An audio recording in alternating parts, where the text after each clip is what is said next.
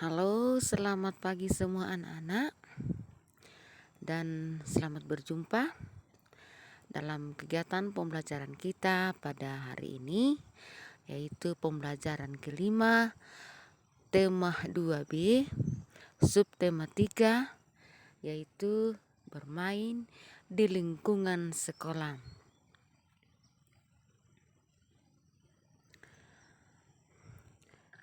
Layar yang berikut adalah doa untuk mengawali kegiatan kita pada hari ini.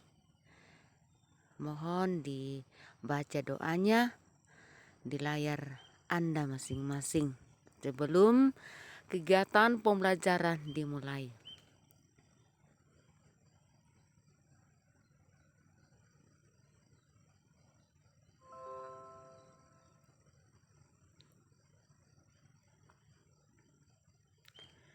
Baik,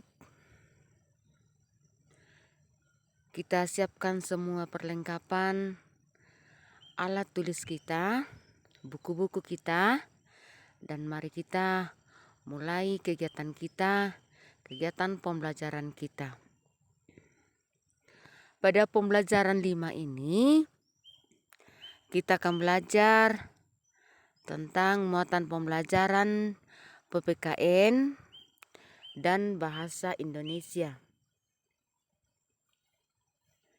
Dengan materi pembelajaran, pertama adalah menjelaskan tata tertib saat upacara bendera di sekolah. Yang kedua,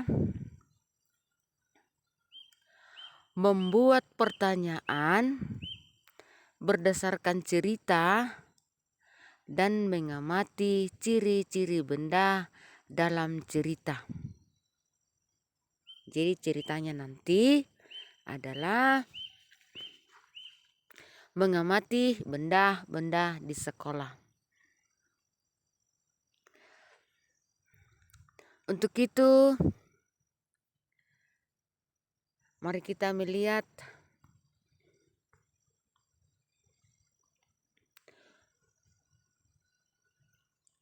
upacara bendera yang dilaksanakan setiap hari Senin di sekolah.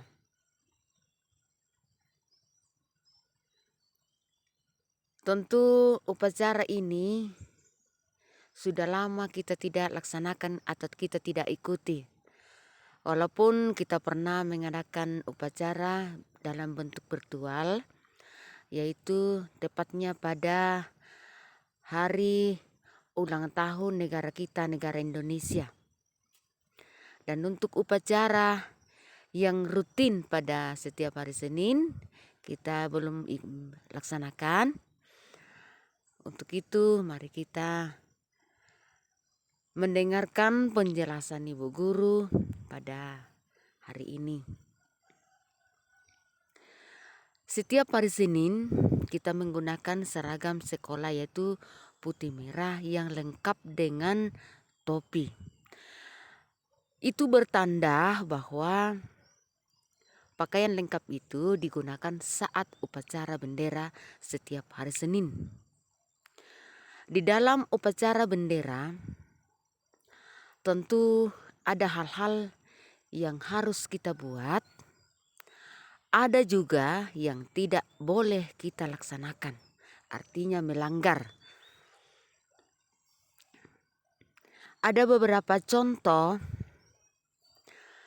tata tertib yang biasa kita laksanakan atau harus ikuti dalam mengikuti upacara bendera. Begitu juga dalam bacaan pada buku teks halaman 79.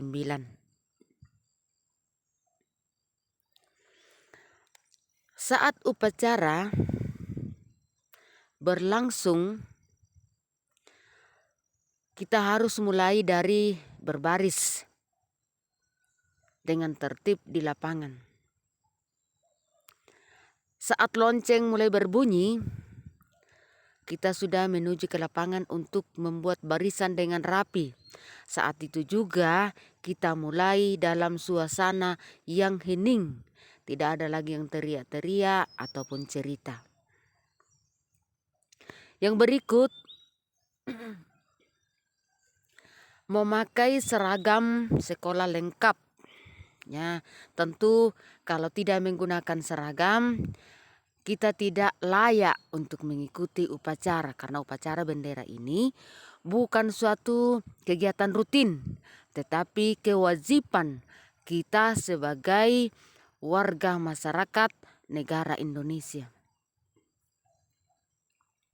Maka dengan itu, kalau kita mengikuti upacara bendera, kita harus tertib, kita harus disiplin, kita harus mengikuti upacara bendera dengan hikmat demi mengenang jasa-jasa para pahlawan kita yang telah gugur mempertahankan kemerdekaan negara kita. Seandainya kita tidak merdeka saat itu, ya kita tidak tahu bagaimana cara kita belajar pada saat sekarang ini. Dan sebagai tugas utama kita dalam upacara bendera, kita harus menghormati jasa perjuangan pahlawan kita lewat upacara bendera, lewat bendera merah putih. Bendera itulah yang diraih, yang dikibarkan, melambangkan kemenangan para pahlawan kita. Yang berikut anak-anak, yaitu mengikuti upacara bendera dengan tenang.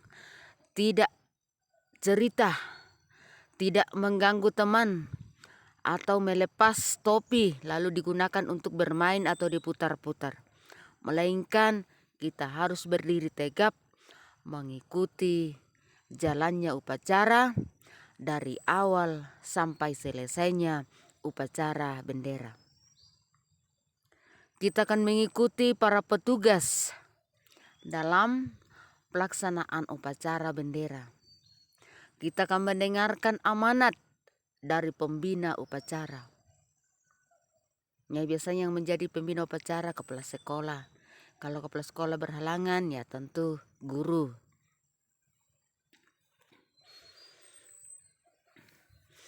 Lalu ada juga yang disebut dengan pelanggaran dalam mengikuti upacara bendera. Artinya tidak boleh dilakukan. Apabila hal itu kita buat anak-anak, berarti kita itu melanggar. Biasa juga kita dipanggil guru kesiswaan untuk diberikan saran atau peringatan supaya bisa berubah.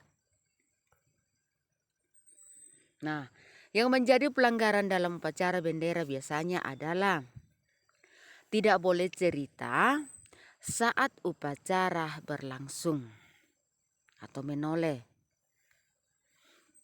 atau mengganggu teman. Yang berikut, tidak boleh berdiri asal-asalan dalam berbaris. Kita harus berdiri dengan tegap, kedua tangan kita lurus di samping kiri dan kanan. Kita ikuti jalannya upacara. Dari sekian petugas dalam upacara bendera, kita akan mengikuti apa yang dibuat. Kalau bendera naik, kita harus hormat. Ya, kalau tidak hormat saat bendera dinaikkan di tiang bendera, berarti kita itu melanggar. Masih banyak lagi hal-hal yang biasa menjadi penyampaian atau menjadi teguran dari guru piket atau pembina upacara saat kita mengadakan upacara bendera. Tentu anak-anak sudah tahu, sudah biasa lihat dalam televisi atau di layar HP Anda masing-masing tentang aturan-aturan dan pelanggaran-pelanggaran dalam mengikuti upacara bendera. Semoga dengan tata tertib dalam mengikuti upacara bendera ini bisa disimak dan bisa dimengerti, bahkan bisa dibuat saat kita upacara bendera di sekolah kita nantinya. Baik, kita lanjut dengan materi kita yang kedua, yaitu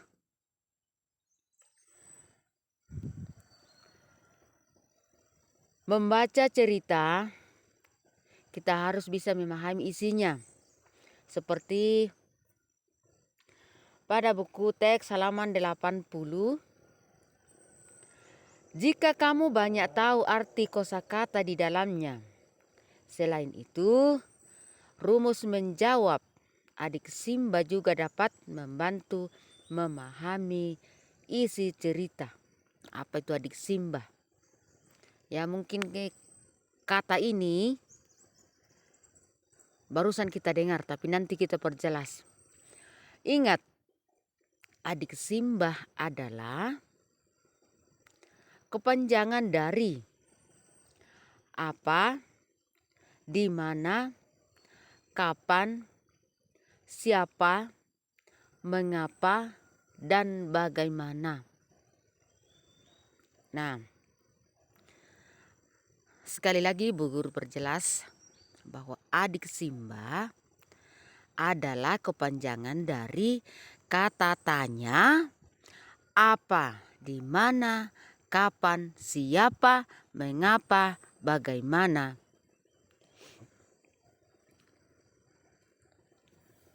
Itu adalah kepanjangan dari adik Simba. Nah, nanti kita akan lihat bahwa kata-kata tanya ini digunakan pada informasi yang ditanyakan tentang apa. Seperti pada bacaan, itu mengamati benda-benda di sekolah. Nah, kita lihat mulai dari kata tanya apa. Apa digunakan untuk menanyakan benda, keadaan, atau perbuatan. Kata tanya di mana digunakan untuk tempat berlangsungnya suatu peristiwa. Kata tanya kapan sedikit ini anak-anak, di mana itu dipisahkan, di mana. Tapi di layar ini salah ketik, nanti dirubah. Kapan digunakan untuk menanyakan waktu kejadian terjadinya suatu peristiwa. Kapan kamu semester? Ya, artinya menanyakan waktu kejadian terjadinya semester.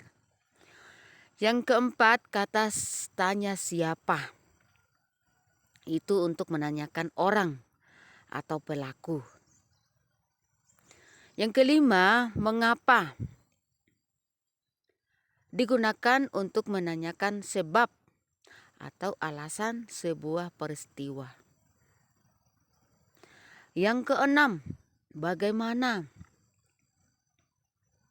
Digunakan untuk menanyakan keadaan, cara, atau proses peristiwa terjadi. Dan yang ketujuh adalah kata tanya berapa. Itu menanyakan banyak, jumlah, atau satuan.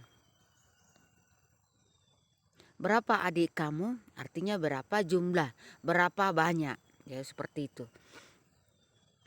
Baik, anak-anak sekalian, mari kita bersama-sama melihat penggunaan dari kata tanya ini di dalam kalimat. Kalimat tanya sering sekali kita ucapkan dalam keseharian kita. Apakah di rumah, di sekolah atau di mana saja kita berada. Kita selalu bertanya.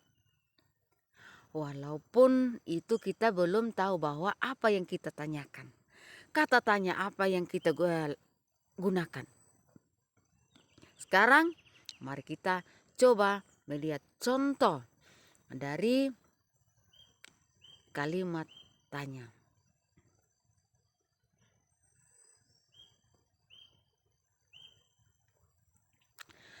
Contoh kalimat tanya. Pertama, selalu menggunakan kata tanya. Mana itu yang disebut kata tanya?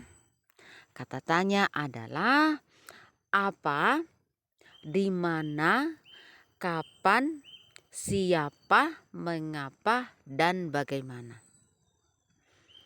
Yang kedua,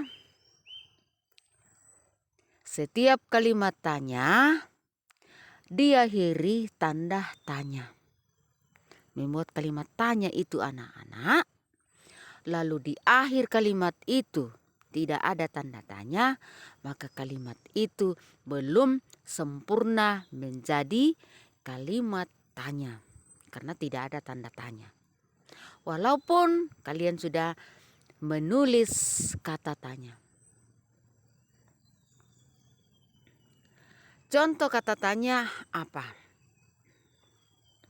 Dalam kalimat. Misalnya, apa saja permainan yang kamu lakukan di lapangan? Ada kata tanya apa? Dan di akhir kalimat itu ada tanda tanya. Kata tanya yang kedua. Dengan menggunakan kata tanya kapan. Kapan anak-anak bermain di lapangan? Kalimat yang kedua, kapan kamu ulangan tengah semester? Masih banyak lagi kalimat yang bisa kita buat dengan menggunakan kata tanya kapan. Yang ketiga, kita menggunakan kata tanya mengapa.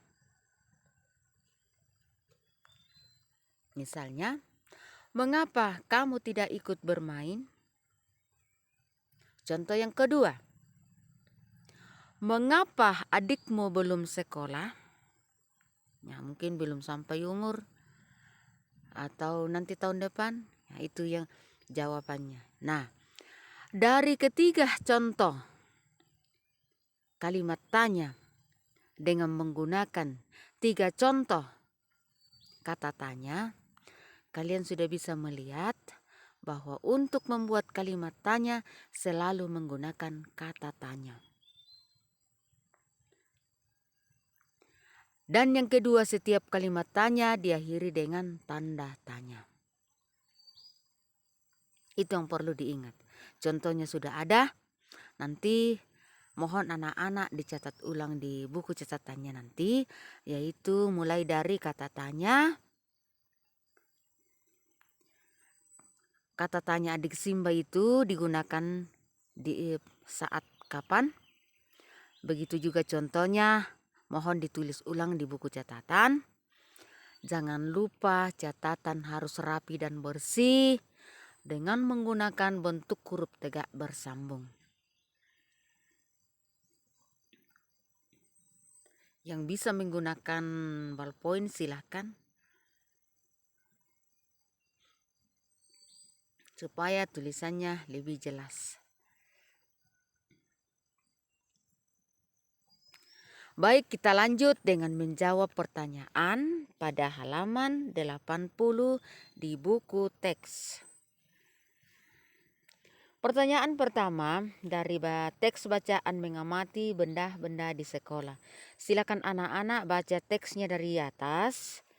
Lalu kita lihat pertanyaannya. Ada 5 nomor. Yang pertama, apa tugas yang diberikan ibu guru kepada Lani? Mari kita lihat teks bacaan. Lani dan teman-teman mendapat tugas dari ibu guru.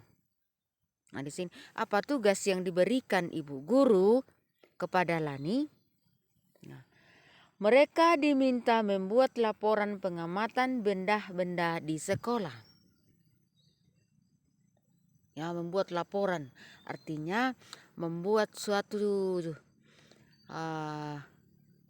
pengamatan lalu ditulis dan disampaikan, berarti itu namanya laporan. Yang kedua, di mana mereka melakukan pengamatan? Nah, berikut kelompok Lani berencana mengamati benda-benda yang ada di perpustakaan. Lani dan kelompoknya pergi ke perpustakaan.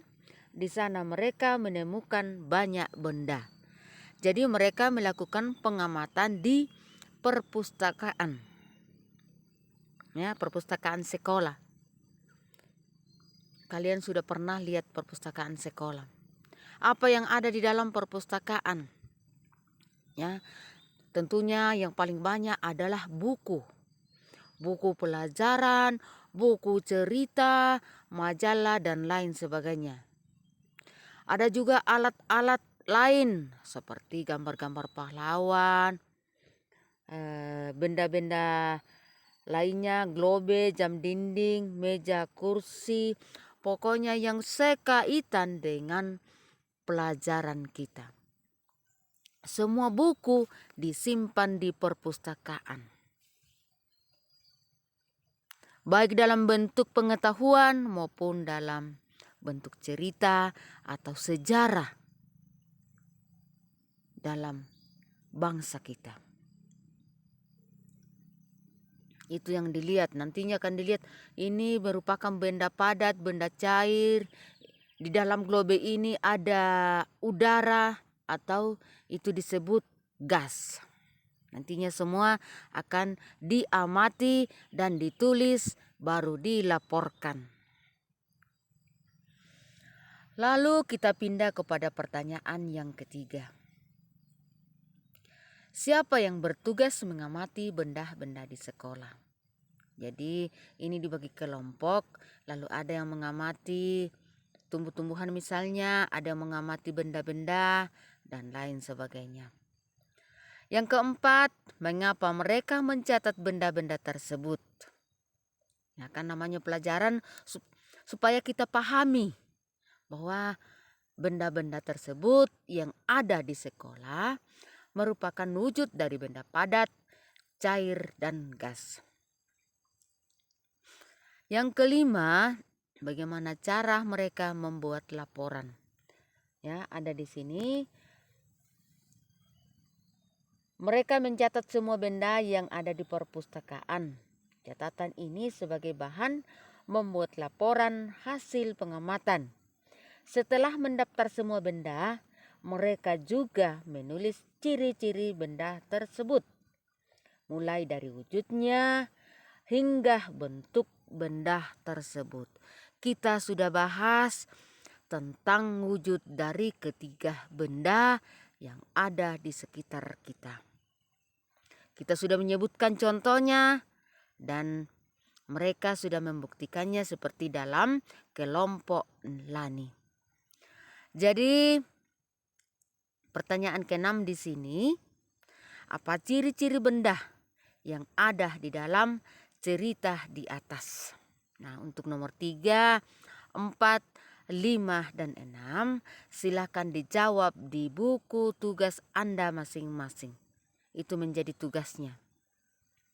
Jadi saya tidak kasih lagi tugas di buku teks yaitu halaman 81. Bersambung dari pertanyaan tadi, Ibu Guru sudah menjawab 2 nomor. Yang ke nomor 3, 4, 5, dan 6 silakan dijawab seperti contoh di atas. Ya, biasa kita sebut menjawab panjang. Artinya ada penjelasan sedikit. Karena kita sudah kelas 2, bukan lagi menjawab ya atau tidak. Atau menjawab hanya satu kata. Tetapi kita harus menjawab dengan jelas sesuai penjelasan dalam buku kita atau dalam cerita tentang mengamati benda-benda di sekolah. Semoga dengan penjelasan ini anak-anak bisa memahami, bisa menyimak materi atau penjelasan dari ibu guru. Sekali lagi anak-anak, dicatat yang dianggap penting, dibaca layarnya berulang-ulang supaya bisa dipahami. Sebentar lagi kita akan mempersiapkan diri untuk mengikuti ulangan PTS atau penilaian tengah semester, disingkat menjadi PTS. Semoga kita bisa laksanakan di sekolah dalam bentuk tatap muka. Kiranya anak-anak sekalian, pertemuan kita, penjelasan materi kita pada hari ini sampai di sini. Silakan diulangi kembali, jangan lupa tugasnya dikerjakan.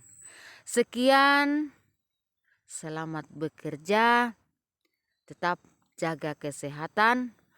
Tuhan memberkati kita semua. Terima kasih.